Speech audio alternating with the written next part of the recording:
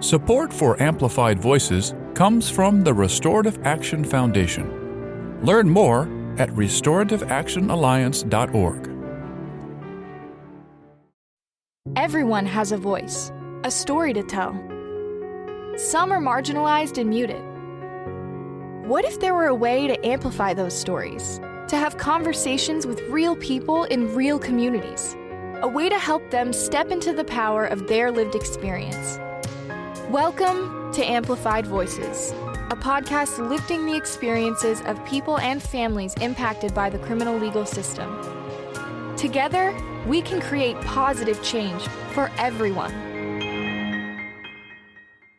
Good afternoon and welcome to another episode of Amplified Voices. I'm your host, Jason, and I'm here with my co-host, Amber. Good afternoon, Amber.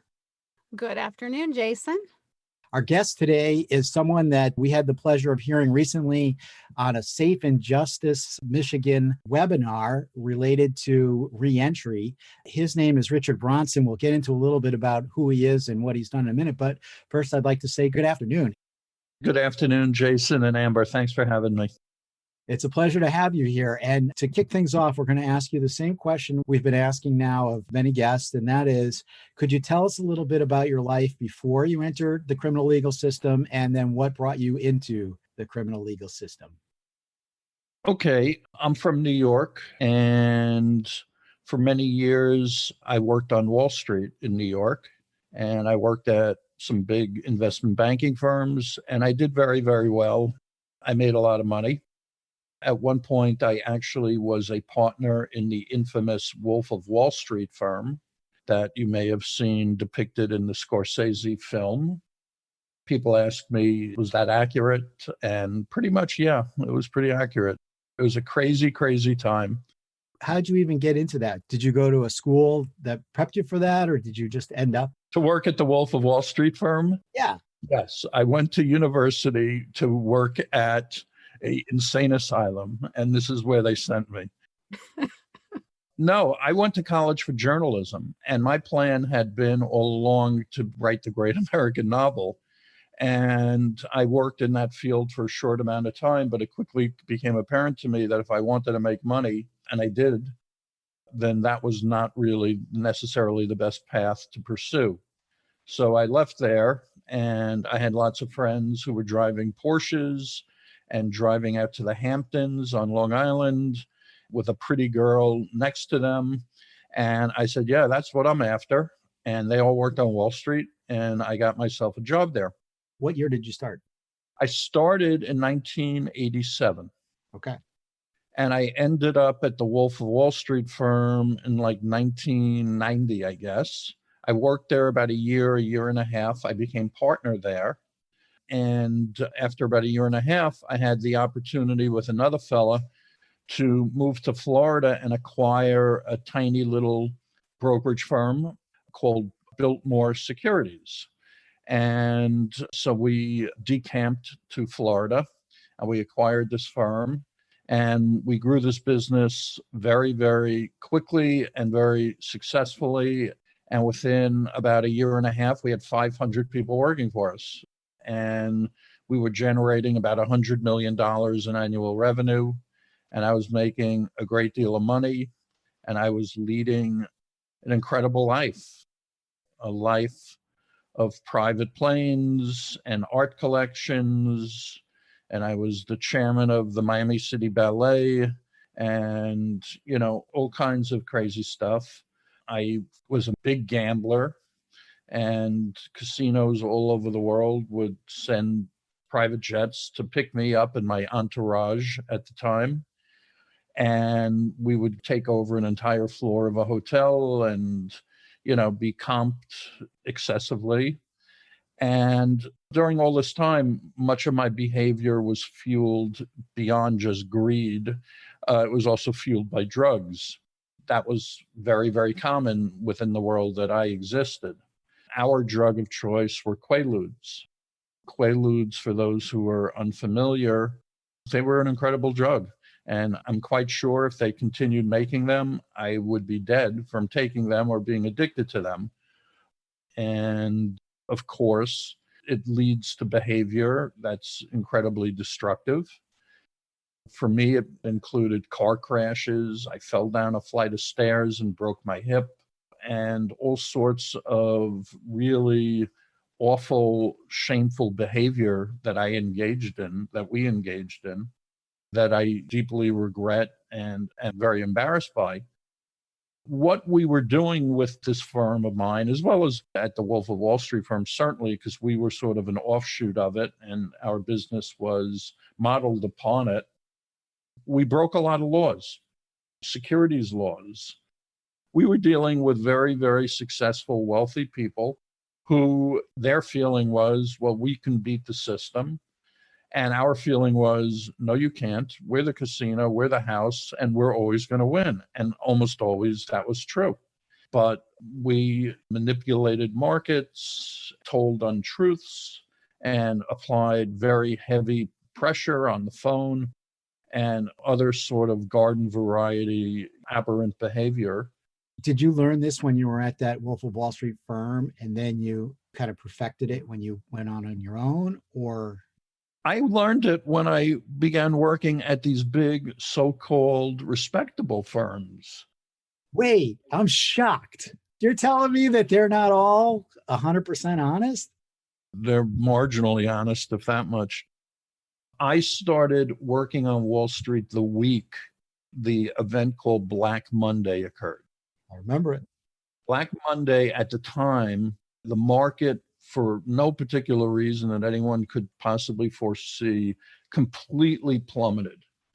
And I watched firsthand as not just clients lost their shirt, but people who were managing their accounts through no fault of their own. And at that point, I had a few, including like an aunt who was mad at me.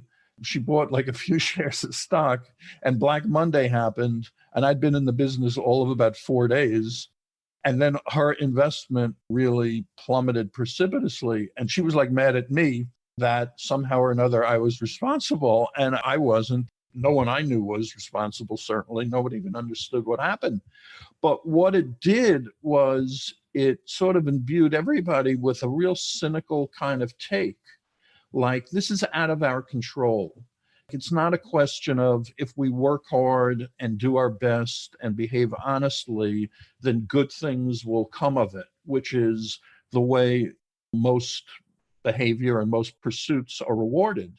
On Wall Street, at least then, doing the right thing was anathema. This was in greed is good days with Gordon Gekko and everything, where the idea was it's a zero-sum game. Either he's going to win or you're going to win. He's going to make money or you're going to make money. And who's it going to be? Unless you're tough and strong, you're going to be a loser. And on Wall Street, the only thing that's ever given any value is how much money you're making. But there was a big backlash to that. Like, popular opinion went against that. I went to business school in 1990 and they taught a lot of ethics, or they attempted to, right? Because that was right after Michael Milken, the situation with him. So, and I know that there's a lot of hypocrisy. There's what people say and what they do, but at least on the surface, it seemed like there was going to be reaction to all of that. And you're telling me that in the culture that you were in, it was more along the lines of, we're going to just keep doing this because it works. So, Jason, I'm glad that you brought up culture, because what I was thinking as we're having this conversation is it seems like it was a culture, almost a subculture, that had a lot to do with lifestyle, had a lot to do with money, and it's something that you felt obligated to maintain. Is that sounding right? Well, I don't know what you're suggesting the greater culture is. If you're talking about finance and Wall Street in general, and that our work was part of a subculture, there's a certain amount of truth to that. Wall Street has a lot of very smart, well-educated people working on it. And at the Wolf of Wall Street firm and at my firm, that was not the case at all. We had people who could barely complete a sentence, and yet they were incredibly hardworking and driven, and they were real hustlers. And as such, they were very good at their job. But I don't accept the premise that merely because you went to college And some teaching assistant gave a talk on ethics in finance that even remotely has anything to do with the real world. And unless you yourself ended up in finance on Wall Street, I think you can confirm that if you're being honest. And if not, I'm telling you, you haven't really seen it firsthand. It remains the reason why people do things. There is very little gratification to be had working on Wall Street other than making money, which is fine. People do things for different motivations. It's not creative. It doesn't make you feel like you're a good person. I mean, look at them in the news. First of all, none of them seem to be very happy. They all have 14 wives and they all have a grimace on the face. The reason is they're involved with behavior where they're surrounded by other like-minded people who are not warm and caring and considerate. Just the opposite. It's me against you, pal. And that is an ethos that continues. Now, it's true that the US public has largely gotten out of investing directly. And I suspect some of the reasons are that they realize they don't really have a shot. They're trading against really smart people who do it for a living and do it every day, and they don't have a chance any more than if you go to a casino, you don't have a chance. If you play enough, you just will lose. The odds are inherently against you. And that, I believe, is true on Wall Street. But we took it to a very high level. And not only that, we worked very, very hard. And I'm not here to defend my behavior even 1%. What I did was a function of my greed and my impatience and stupidity. And this is stuff that happened 20 years ago or almost 30 years ago. And I wake up every morning to this day and I feel this sense of regret and despair and emptiness for decisions that I made and wondering what would have been had I taken a different path. I live with that. I went to prison, as we will shortly talk about. Not only that, I also paid everybody back. Nobody ended up losing a penny, which is something of a rarity in this milieu. Absolutely. But that was something that I felt like I had to do just so that I could fall asleep at night. Right. And having said all that, still what I did was awful. And it's not why my parents brought me into this earth at all. And there's nothing I can do about it other than try every day to be a better man. I'm a Buddhist. I believe in karma. And I got a lot to make up for. I knew from listening to you on that webinar that we wanted to have you as a guest. Listening to you talking about causing harm, which we know you're going to tell us about in a minute, and then going to prison. But one of the things we've talked about is that you're not the worst thing you ever did. And hearing you talk about paying everybody back and doing what you think is the right thing to do. I mean, I think that's very commendable. And I like the person that we're talking to today. You said it so eloquently about that's something that you live with and that you're trying to do what will make things as right as possible. Things can never be undone, right? So we talk a lot about how people are affected, not just by the criminal legal system, but how they're also affected by causing harm or crime itself. And I think that you really summed up how that kind of lifestyle and that kind of behavior, even many, many years in the past, has affected the trajectory of your life.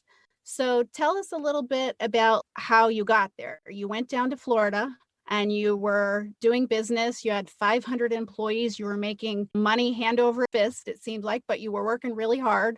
What happens next? The people that were part of my cabal of lawlessness, including the people from that Wolf of Wall Street firm, we all obviously knew what we were doing and we knew it was wrong. And our attitude was, let's just do it as long as we can and prepare for the certainty that we'll have to pay the price at a certain point, which to some meant sock away a lot of money or whatever. I knew that the day of reckoning would certainly come. I had left the business prior to that day of reckoning. I just couldn't take it anymore. I had a new business that I was starting. This was early 2000, maybe, or 1999, around there. And it was an early internet marketing business. And someone knocked on the door of my office, and it was two people, a man and a woman. And they walked in and they said, "Hi, we'd like to talk to you." And I thought they were there for a job or something. I had no idea who they were. And I said, "Well, what's this about?" And the guy opened up his coat and he pulled up his sport jacket, and I saw that there was a gun and a badge there. And that kind of told me what this was all about, and it was like, okay, it's happening. I was certainly expecting it. I was certainly sort of cringing, knowing that it would eventually come. And finally it came. And at a certain level, I felt relieved. It's the anticipation that's often worse than the actual reality. They said to me, "Listen, we've been rounding up all of the people that you do business with, your whole group." I knew what he meant when he said that. And he said, "It's your turn. And it's our intention to indict you. And we're going to give you one chance right now to talk." And I said immediately, "Of course, I appreciate that, but I'm not prepared to talk. The only person I need to talk to is with my attorney." And they said, "Okay, we understand." They were very respectful and very nice. They handed me their business cards and they said, "Have your attorney contact us." So I said, "Okay." And I spoke to my attorney and explained everything. And he, in fact, got in touch with them to learn that, yes, they were planning to indict me. And then things happen fast. It typically, in the criminal justice system, as my attorney even explained it, he said, at first, it's like a train racing out of the station. And everybody's going crazy. And a lot of people who have been indicted or allegedly or whatever, they will freak out in that environment naturally. It's something they've never experienced. And they'll sort of give into it, all of this initial intensity where you're having to appear and they're handcuffing you. And obviously it's very unsettling. It's very upsetting if you've never, ever had any kind of dealings with the legal justice system. It scares the hell out of you. Hopefully you have an attorney who says, "Just relax, things will calm down." And in fact, they did. And then they sort of take a slow pace of, the guy's on vacation for 11 weeks and the courts got backed up and blah, blah, blah. And These police were from Florida, federal. they were federal. So the FBI is on to you. What you're describing is just this life of limbo at this point where something bad is coming, and it is, but now it's a little bit slow, right? The bad has come. I was living in the limbo of it's going to come. Now it came. Yeah. And I have a lot of people, obviously, and I'm sure you guys do too, who are in trouble with the law, who contact you and they ask for advice. And the number one thing that I advise is once they come to you, like they came to me, try to resolve the situation immediately rather than try to drag it out, which is the natural inclination. Nobody wants to go to prison. Nobody wants to deal with it. So you want to put it off as far as you can. But the reality of it is that period from the time that those two showed up with their badge and gun to the day I walked into prison, that was worse than going to prison. And I didn't get any credit for that time I served prior to walking into prison. So I urge people, get the clock ticking as quickly as possible. It's counterintuitive, but it's such wasted time in your life. So I knew I was going to prison. My lawyer said to me, "Listen, this is federal. 99% of the cases are settled. The 1% that aren't, they almost always win. The federal government has unlimited resources. They don't make business decisions. If you're on their list, they've got you, period. Get used to that idea."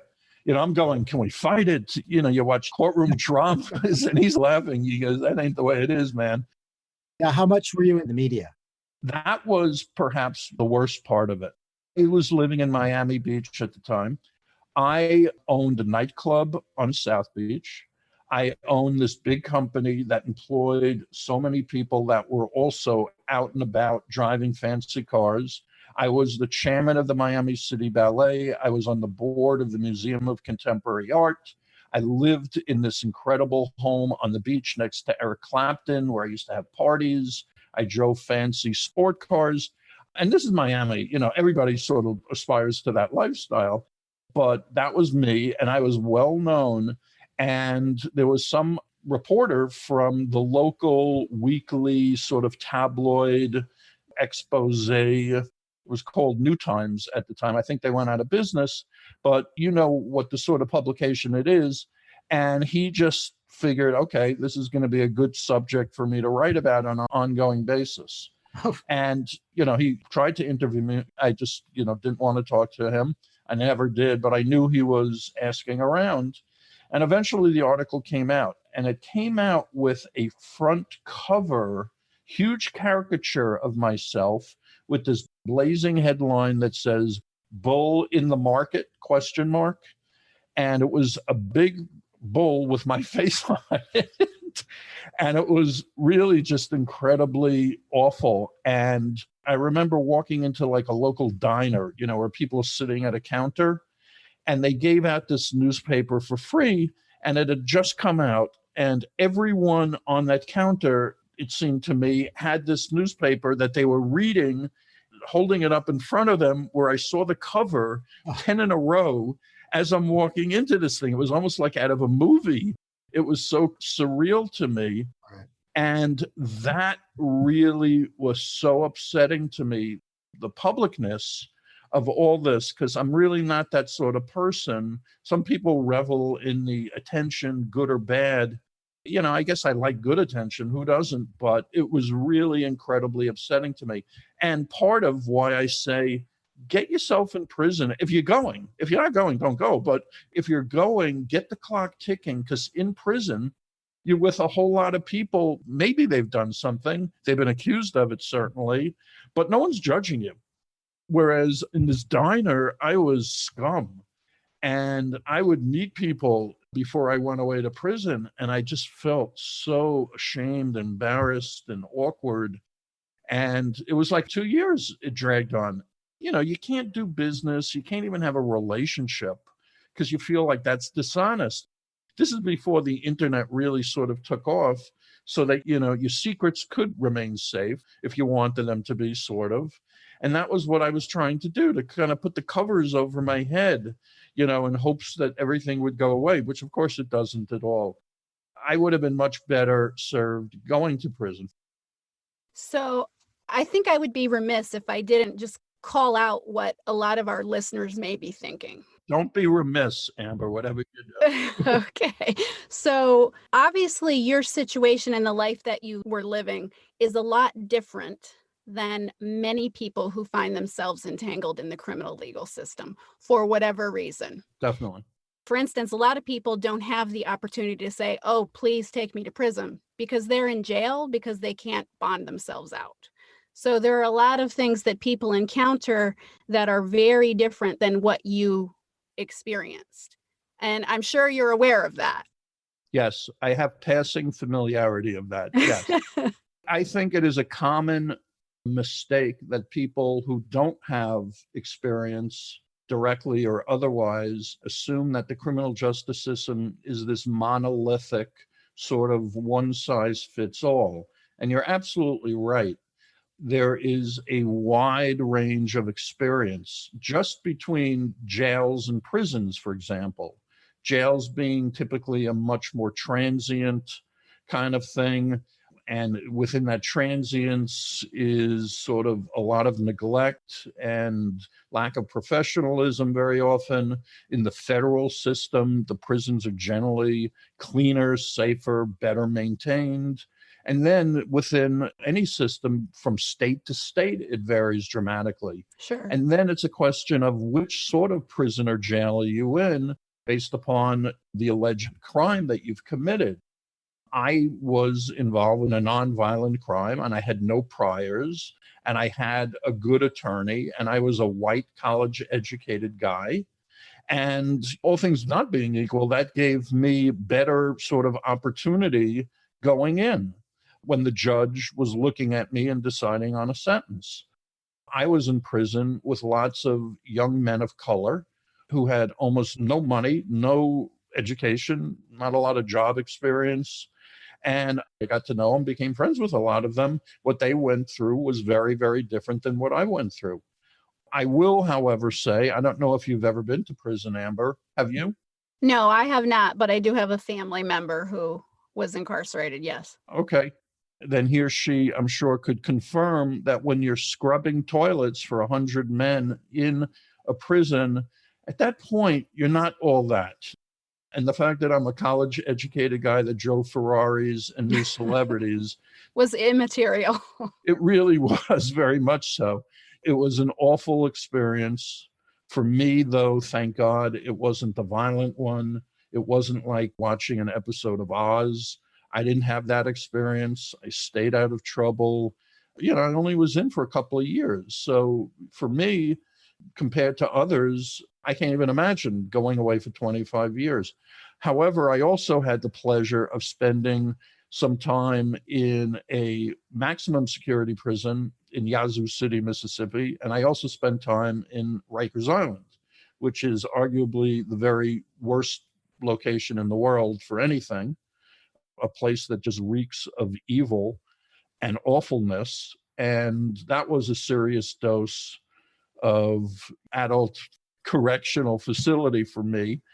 And certainly I don't want to go back there. But you're right. It's different for others. And what I went through, I'm not suggesting, I never have suggested that I've seen it the worst of things.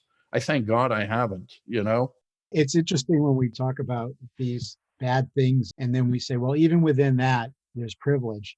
And I get that. But this is your episode, so I don't want to minimize what you went through. No, I don't feel that. I'm not trying to do that. I just wanted to throw that out there because I know that many of our listeners might have that in the back of their mind. And I think it's important to talk about. Absolutely. But what I'd like to ask you, Richard, is looking back on it and knowing what you've been through and everything you know now, obviously you admit that you broke the law, you did some things that you're not proud of. Was there another way that the system could have held you accountable that wouldn't have involved what you ultimately went through? That's an interesting question that you raise. Amber, the point that you brought out, and now Jason, this question, I've done lots and lots of podcasts.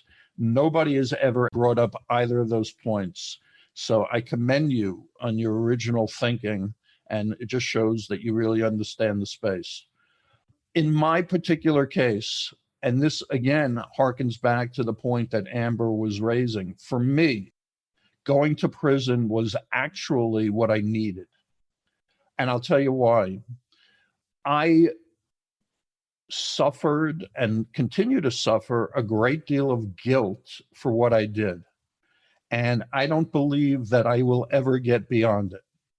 And I know a lot of people who went away, and a lot of the people I was associated who went away, they've forgotten about this long ago. Their attitude was, listen, I paid the price, I did my time, we were dealing with people who themselves were crooked, and we just happened to do it better. I don't feel particularly guilty about what I did, and life goes on. I wish I could feel a little bit more that way, but I don't feel at all that way.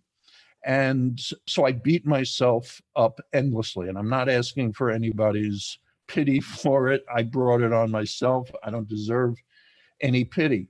But just to give you an idea of how overcome with guilt I felt, I had a lot of money. I had assets. I had a significant net worth. And even after we paid everybody back, and even after I paid all the fines and the lawyers and everything else, I still had millions and millions of dollars in assets and in the bank. I gave it all away prior to my going away to prison. Literally, I gave it all away. I went into prison penniless, and it was purely for my own self-interest. Oddly enough, I was looking for forgiveness. I was looking to feel better about myself. I felt better when I would meet someone from a charity and give them the money and feel like they're a good person and I'm doing something good. And you see, I'm not a bad person. And this is for me because I did it all pretty much anonymously. So I gave away everything. And still, I felt overcome with this sense of guilt. When I walked into prison, I was addicted to Ambien because I couldn't fall asleep. I had terrible insomnia, and particularly worrying about going to prison. That's enough to keep anybody up at night. And I got to prison. And of course, they told me, we don't give Ambien. You're going to have to figure that out on your own. And they stuck me on a cot right next to the bathroom, which the lights were on always. And people throughout the evening were coming and going and using it and doing all kinds of things in there. The first night I was there, I said, I'll never, ever fall asleep, clearly, because this is just impossible for me. But do you know what? A funny thing happened after a couple of weeks. After I calmed down and realized that there was no threat to me, at that point, I started having the best sleep of my life. And to this day, my time in prison was the best sleep of my life. And being around other people who were not judging me negatively was so therapeutic for me. And talking, but mostly just thinking and understanding how my ego was driving me to this aberrant behavior that at the same time was so distasteful for me. That's like cognitively dissonant. How do you do both? Right. How do you be a moral person, but at the same time do immoral things? What really are you? And I had lots of time to really sort of think about that. And when I came out of prison, I still felt guilty. I still feel guilty today, but I was a different person for sure. And I was an embarrassed person, an ashamed person. Were your parents still around when you come out? They were not alive through any of this, through my behavior. Thank God they weren't. Was there any family or any support for you when you came out? Yes, an older sister and a younger brother. And they remained incredibly supportive and in my corner. My sister was a saint to me, in every way. All right. Shout out to your sister. Yes. Thank you, sister. Thank you, sister, is right. Love the people around you, boy. That's all I can tell you. Appreciate them because, it's one thing when you're on top. Everybody wanted to know me. Everyone wanted to hang out. Everyone wanted to do me favors. And then I came out of prison and people that I had counted on, who were among my very best friends, wouldn't even answer the phone, wouldn't do anything.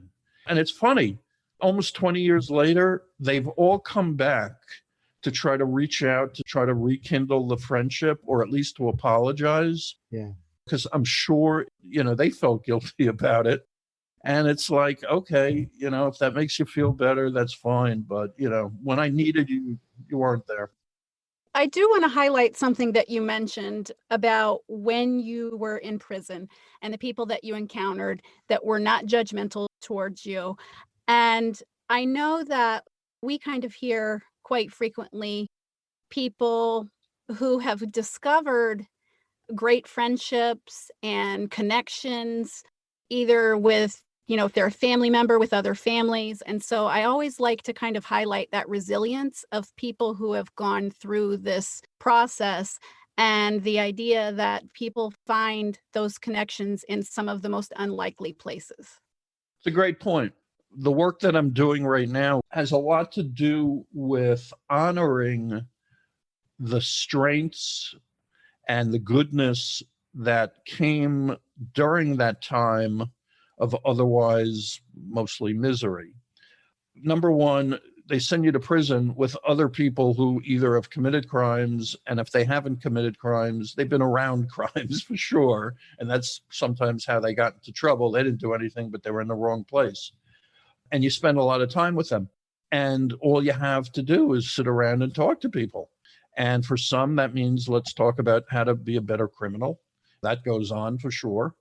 But I met some people that you feel like are brothers while you're there that are helping you get through a difficult time. And you have this obligation to each other.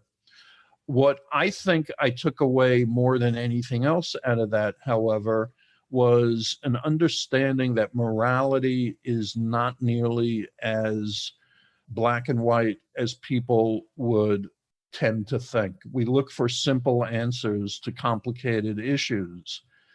I was in prison with people who were guilty of drunk driving and killed somebody. I was in prison with people And as a matter of fact, employs someone currently who got in trouble with the IRS for cheating the IRS and went to prison. Now, I don't know a single person, literally in my experience, that hasn't gotten behind the wheel of a car with an extra glass of wine or an extra beer that they should not have drunk prior to getting behind the wheel.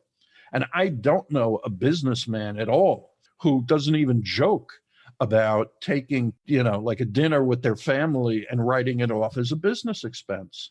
But under other sets of circumstances, those relatively benign acts, certainly not axe murderers or something, these people could have ended up in prison too. I discovered that, like me, I don't think I am an evil person. I think I am an imperfect person. I have the capacity, when my ego takes over, to do behavior that I know is wrong. And I think that's true of most people, unless you're a saint or something. And who among us hasn't done something that they don't regret? Jason is showing me a button that says, I am human. Okay, I thought it was a button telling me to wrap it up or something. No, he loves the I am human button because at the end of the day, I think you said it really well. We try to find very simple answers to complex problems. And every human is a complex person. And we have this idea in our society that we can kind of label and silo. And, there's a criminal class, and then there's the rest of us who wouldn't hurt a fly and would never do that. And crime and even violence is all in the context of particular circumstances. And I might have to steal that from you. We look for easy answers to complex problems. Yeah.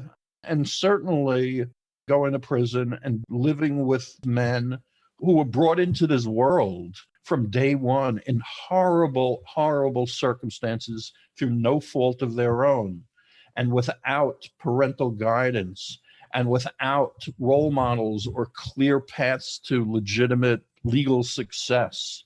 And they were motivated just like I was, and just like anybody is. They want to be successful. They want to have things. They want to lead a good life. And if you're only aware of a path to a good life that is criminal in nature, you assume that that's just the way life is. I'm omitting the 0.001% of people who are psychotic, axe murderer types. I don't know what to do with them. Beyond that, it's like people are people. And when they drop their role that they feel like they have to kind of show to get by in their world, and when you're just all sitting around at the end of the day, and you realize they're no different than I am. It's a different background. I'm a New Yorker. You're from California. We talk differently. Our experiences are different. You walk down the street and you're afraid a cop is going to shoot you. I have never had that experience. So that's something that you have to deal with. But you're not a bad person per se. I don't think there are bad people per se at all. We're imperfect people, or as Jason likes to wear on his clothing, buttons that say, I am human. And that's the truth. So you get out. Now, did you immediately start a business? I tried because I thought, all right, I'm a successful guy. I'm a home run hitter. I've done a lot of things. So why shouldn't I just pick up where I left off? And what I discovered was, number one, no one cares that I was a successful guy at all. Right. That I was too old for someone to want to be in business with me, and I was radioactive. One piece of advice that I give everybody, particularly, white collar people coming out of prison, is you got to really be humble and don't expect to pick up where you were left off, unless you went away with tens of millions of dollars in the bank, in which case. So then you come out, are you under supervision? Do you have a parole or probation officer? Yes. For 2 years, I was on supervised release. And is anybody in the system helping you with employment? No, but I wouldn't expect it. Listen, the system is not existing to help people with college educations who used to earn $14 million a year. I really wasn't expecting help, and whatever help they might have offered, I really didn't want, because I never would see myself as working in a warehouse or something, out of my ego. And my sister used to say to me, she said, stop being a big shot. Go work at McDonald's. You can get a job there. It's better than what you're doing now, sitting around, moping around. And she was right. And I tell people who come out who used to be big shots, I said, figure out the industry you're interested in and find the lowest job in that company, the lowest paying, most unglamorous job, and apply for it and get your foot in the door. Because soon enough, they're going to recognize if you are, something special, they'll recognize it and they'll move you up. And if you're not, you didn't deserve it anyway. This is a really important point you're bringing up. I want to pause here for 1 second and ask you a very targeted question. So we deal with folks often who have sex offenses. So they're on the registry.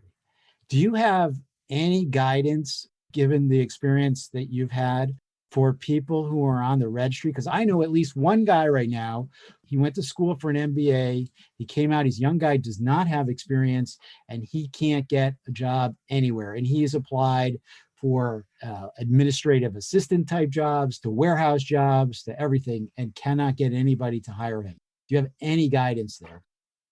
So I launched a company called 70 Million Jobs as a employment platform nationally for people with records. And a certain percentage of these folks have the sort of background that you're describing. And I will tell you, no good news. I will tell you that when it comes to large companies in this country, they have a hiring matrix or parameters of what they can and they cannot consider. Some won't consider anybody with a crime. That's how most of them are. The ones that are much more progressive and open, they will not consider someone with that sort of background any more than they will consider someone who committed murders or rapes or other crimes that they feel exist on a certain level. I get loads of men who are very well educated and articulate and who have done their time and have had great experience and backgrounds in the workforce, and they can't get a single job, even the lowest paying job that's out there. They can't even get that. I don't have an answer. And honestly, I'm not a huge fan of how government operates and what it can do well. I'm on Medicare. Medicare is a good program that they do well. They do it better than insurance companies. I think in the cases that you're referring to, this is something that's best handled by government because there's no willingness currently at all. I used to be involved with a nonprofit in the reentry space and eventually became director. And we had lots of donors and we had lots of volunteers. And these were incredibly compassionate, caring people who got involved. But when it came time to folks with that sort of background, they were almost entirely uncomfortable with dealing with them, working with them, hanging out with them, whatever. I just don't think the zeitgeist is there yet. Unfortunately, I'd love to be able to help everybody. And I feel compassion for everybody who sincerely wants to get on with their life. But there is little taste for it currently in this country. So can I ask you one question to follow up with that? Yes. And I will say that we definitely don't find that super surprising because we're very, very familiar with this area of the law and area of culture and all of that. Do you think that some of it has to do with the public nature of the registry and people not wanting their business associated with that? What are your thoughts on that? In general, businesses have to consider the optics of everything they do. Mm-hmm. And if it's a big business, they have to consider the optics of what would their shareholders say, what would the press say, what would their customers say. If it's a public-facing sort of business like a supermarket or whatever, that could put them completely out of business from their point of view, okay? Right. That's what their greatest fear is. Whether or not it would, I don't know. It certainly wouldn't be good for their business if that word got out. The good of saying, okay, you're a caring, responsible corporate citizen, that would give them a little bit, but the other side, would probably be a lot worse for them. I think, however, the bigger issue, honestly, is that many people in business are parents.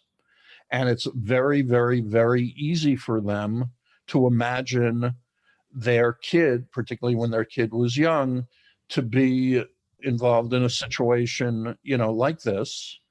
And to them, that's an incredibly horrible, unthinkable thing for them to imagine.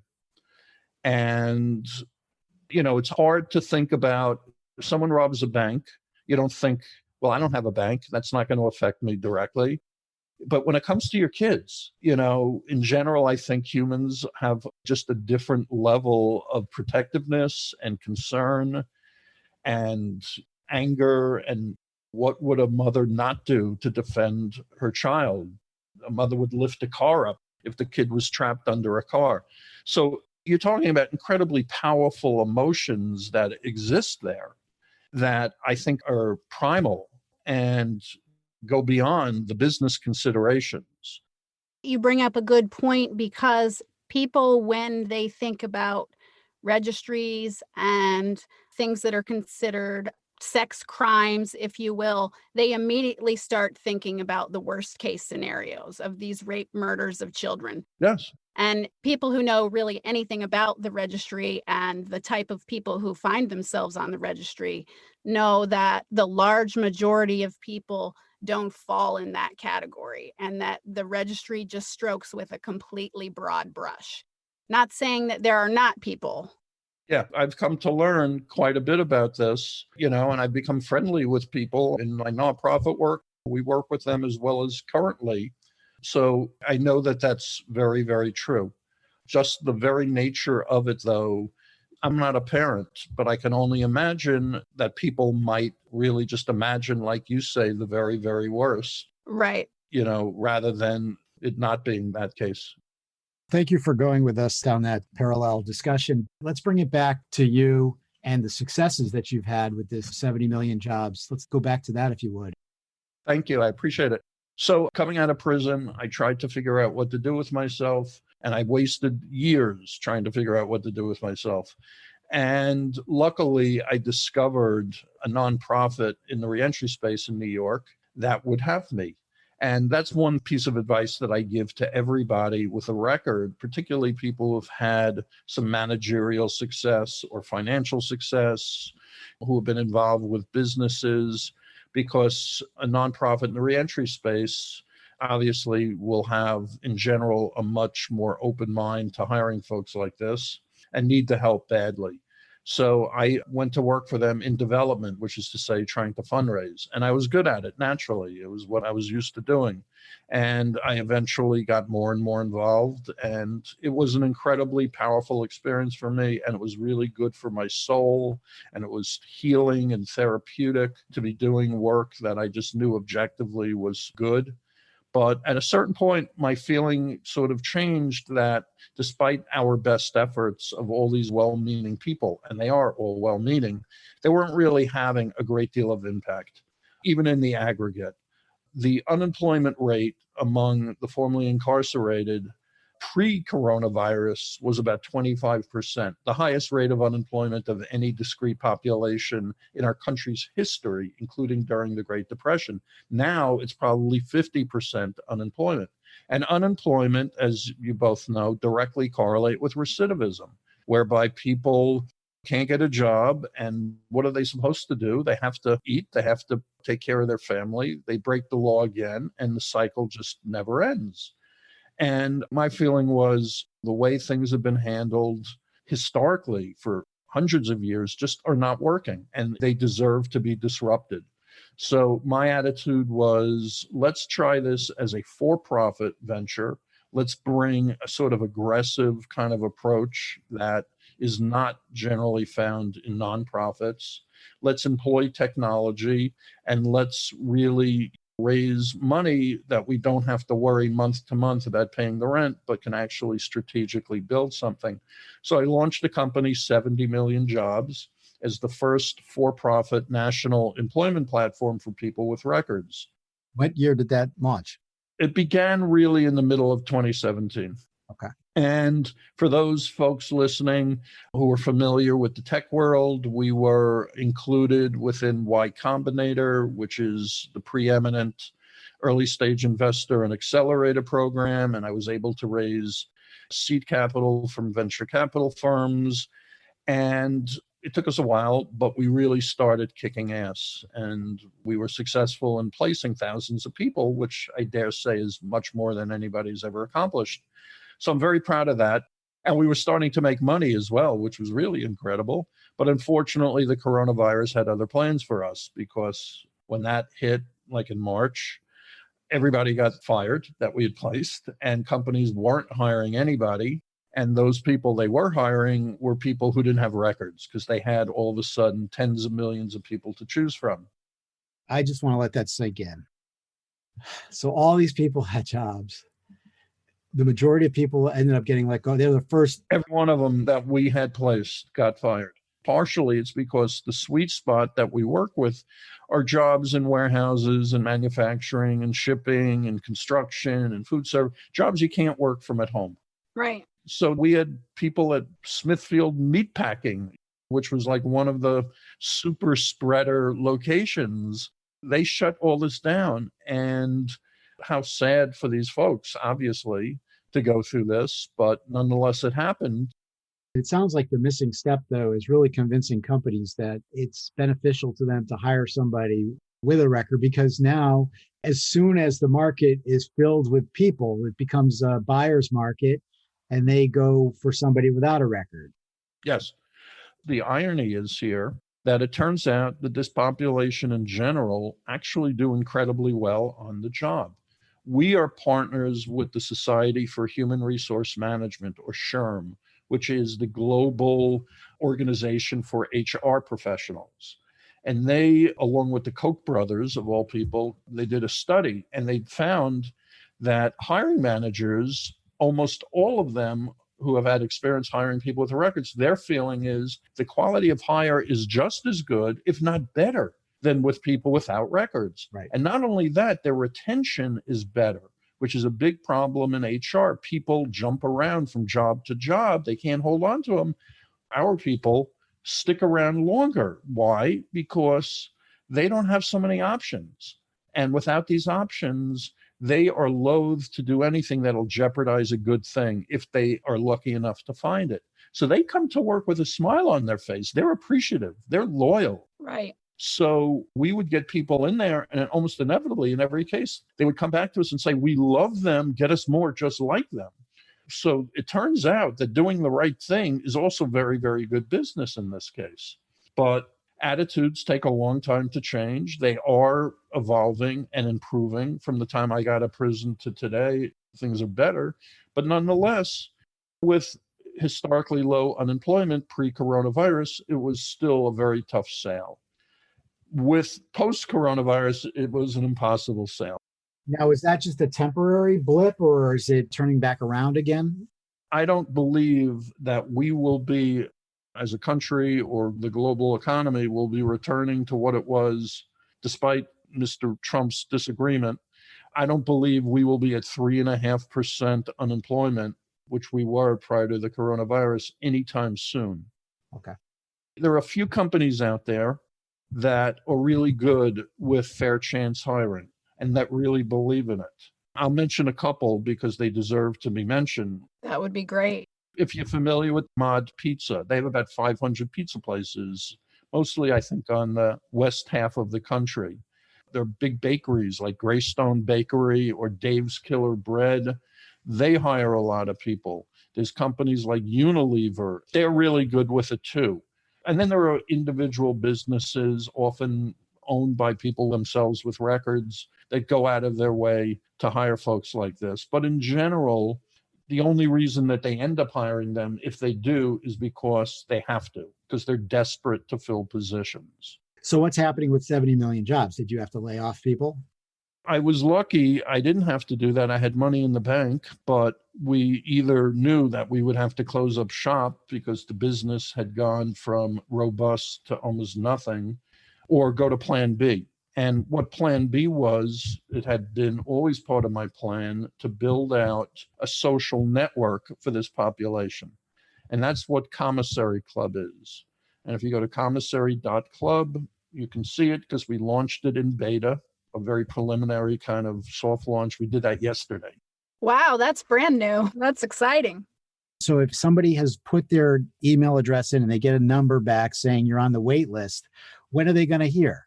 We're starting to let people in, as I say, yesterday. Okay. The site is very complicated. It's sort of like Facebook for people with records, for lack of better description. And that is a very complicated site. And there's a lot going on and a lot can go wrong. And it does initially. There's lots of bugs. And there's also lots of things that we're going to be iterating on almost a daily basis to figure out. No one's ever done what we've done before, so we don't know what the hell we're doing. We got to figure this out as we go along. So you do it in a controlled fashion and you study the analytics and you find out what people like, what they don't like, what do they understand? Did they understand how to get here? What did they do afterwards? All of that stuff you study. It's a whole science. And we do it in a very slow, controlled fashion before we open up the floodgates. We have thousands of people on this wait list, and we let in 20 people yesterday. So the idea here is twofold. Number one, mostly it's a social site designed to connect people. As you both know, this is a population that has historically, forever lived in the shadows. They've been marginalized. They're ashamed. They're fearful of getting in trouble. They want to stay below the radar. And that's understandable. Unfortunately, the result of that behavior means that they never, ever come together and have the chance to speak in one voice and demand, hey, we're not second-class citizens. Women were in a similar plight back in the 50s and earlier, and they were marginalized. Nobody wanted to hire them for any important job, and their opportunities were precious few educationally and in every other way. They were demeaned. And then the women's movement came together, and women found sisterhood and found strength in it and found power in it. And that's true of African Americans through civil rights and the LGBTQ community. By coming together and speaking with a voice, my population, our population, 70 million strong, we could elect any president we want. The votes are there. We have an incredible amount of buying power. We buy a shitload of sneakers and mobile phones and McDonald's hamburgers and music and on and on and on. But nobody markets a thing to us. It's like we don't exist. And when you don't exist, you don't get a seat at the table. And you're maligned and you're marginalized. And I think, particularly with all that's been going on with Black Lives Matter, that time has come to an end. Enough already. So we're trying to bring them together to speak as one voice. And not only that, through connecting, they can find inspiration, they can find opportunities, and they can find friendship. When you come out of prison, when you're under supervised release, as you guys know, they prohibit you from talking to other people with a record. It's a crazy situation. You've been in prison for a while. Maybe you've never held a mobile phone in your hand. You come out of prison, you're a deer in the headlights, and there's no one you're allowed to talk to who has a record. Who do they know? What are they going to call up? How do they find out? We want to create opportunities for people to connect.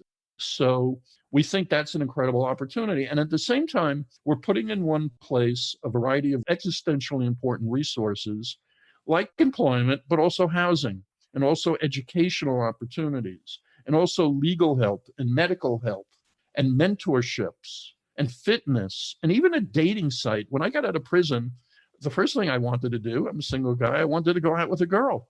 I had a date through Match.com, and on the day of the date, the woman called me up and said, I can't go out with you. I said, why not? I was so disappointed. Why? She said, well, I Googled you. You have a criminal record. I'm not going out with you. And I said, this is going to be a lot harder than I expected. There's no dating site for people like that. We think all of these things, they're not important. They're required to live a life that has some prospect to it and happiness and opportunity to it. We aim to be on the front lines of that demonstration, that liberation, if you will, at the risk of really sounding sort of over the top. But that's really what I see as the opportunity, and I see that needs to be done, and the time is right. And I believe that me and my team are uniquely qualified to be doing it. Now, did your marketing team come up with like a one-line why or a catchphrase?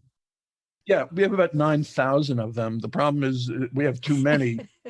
Like reentry done right is really the elevator pitch. It's not been done right, and we can do better, ultimately, in all the important ways.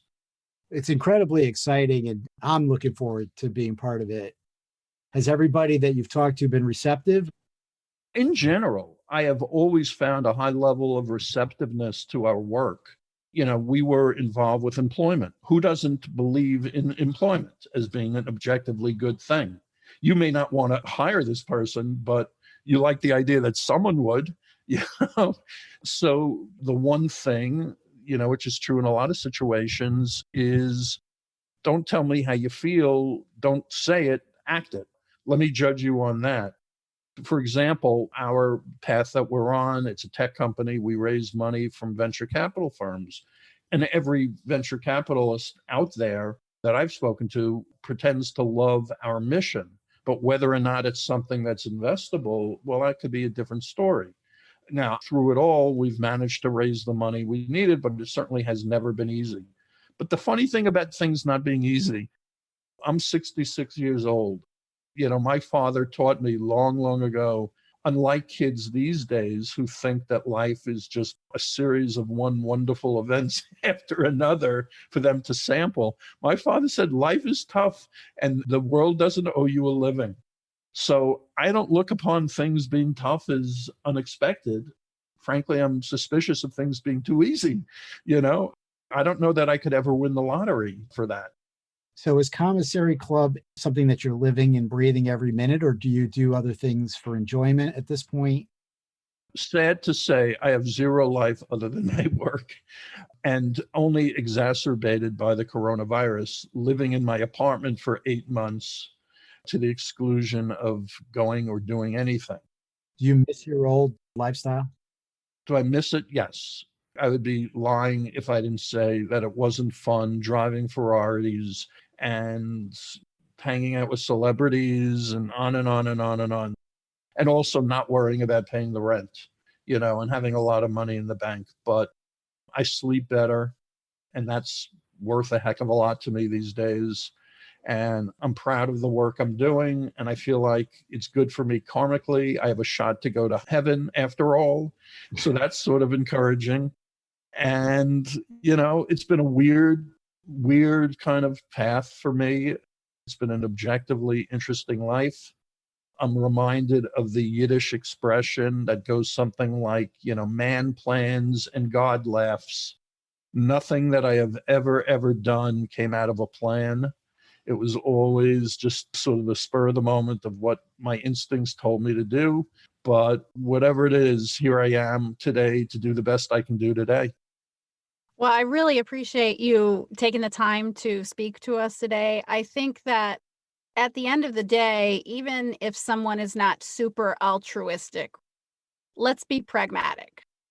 So we can either have people who are broken that we have to take care of as a society in some kind of way, or we can lift people up and we all rise together. I couldn't agree more.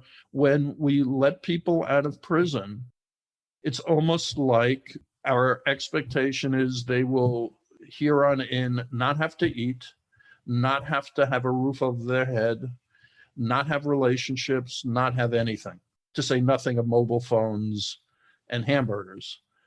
And if they have no path to any of those existentially important things, what do we expect to happen? It is really the height of idiocy, and it's completely perplexing that it's not much clearer.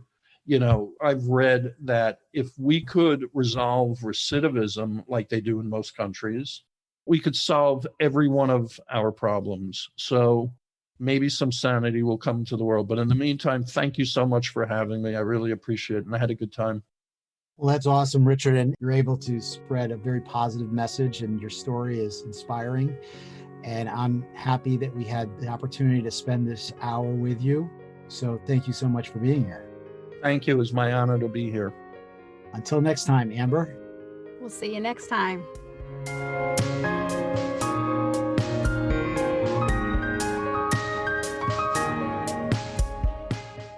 You've been listening to Amplified Voices, a podcast lifting the experiences of people and families impacted by the criminal legal system. For more information, episodes, and podcast notes, visit amplifiedvoices.show.